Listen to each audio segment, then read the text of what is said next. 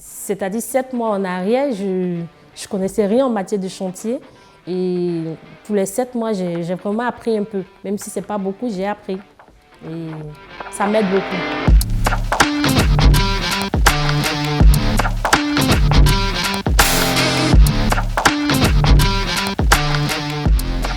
Alors aujourd'hui, ce chantier nous réjouit beaucoup parce qu'on a 2 beaux exemples de réussite. Je m'appelle Ouattara Mahama, j'ai 26 ans et je viens de la Côte d'Ivoire. En ce moment, je travaille en tant que femme trafic pour le compte de Bouygues à Saint-Maur-Créteil. C'est-à-dire, je fais le contrôle de tout ce qui est livraison pour le chantier, c'est-à-dire toutes les livraisons qui rentrent et qui sortent et tout.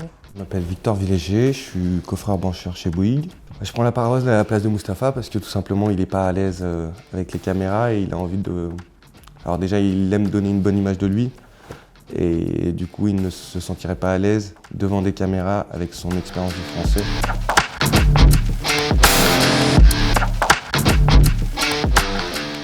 Dans les marchés publics, on prévoit de réserver un volume d'heures de main-d'œuvre pour faire travailler des personnes éloignées de l'emploi. Je suis arrivée en France en 2017. J'étais d'abord inscrite à la mission locale.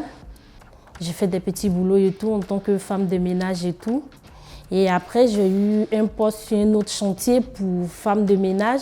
Sa personnalité, son dynamisme nous ont vraiment incités à lui proposer de découvrir les métiers du bâtiment.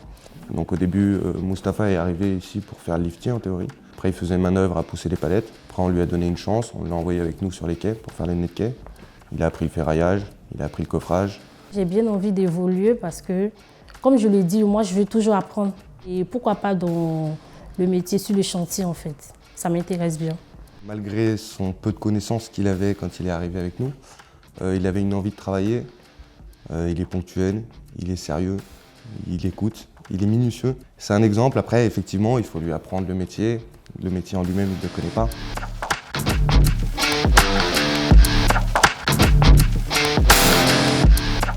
Les critères d'éligibilité, c'est être demandeur d'emploi de très longue durée, être allocataire du RSA, être bénéficiaire de l'allocation adulte handicapé. Si la personne correspond à un de ces critères, elle est d'emblée éligible. C'est fondamental parce que ça permet en fait à un public qui est éloigné de l'emploi d'avoir du travail, qu'on leur donne de la chance d'accéder déjà en premier lieu à un travail accompagné par une entreprise d'insertion qui n'est pas une entreprise classique, donc il y a tout un suivi social qui est fait sur des questions de logement, santé, et ainsi de suite. Du coup, Mustapha a souhaité s'améliorer en français.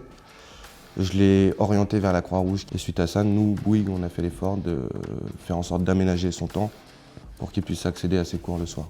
Quand il y a des trucs que je ne comprends pas personnellement, moi, ils sont toujours là à me répondre et me donner plus d'explications, mais essayer de me faire avancer du mieux qu'ils peuvent. Ils nous appellent et ils viennent nous voir pour savoir si tout se passe bien avec les chefs ici et tout, et savoir s'ils nous apprennent d'autres choses que nos métiers habituels en fait.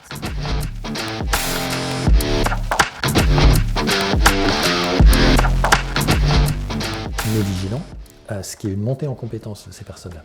C'est-à-dire qu'elles apprennent quelque chose, donc c'est pas juste elles bossent, c'est pas que ça, c'est aussi qu'elles bossent, mais qu'elles repartent avec un bagage, qu'elles apprennent des choses et que ça peut les conduire soit à une embauche, soit à être compétitifs, il faut le dire, une fois qu'ils arriveront, ils ou elles arriveront au terme de leur parcours d'insertion.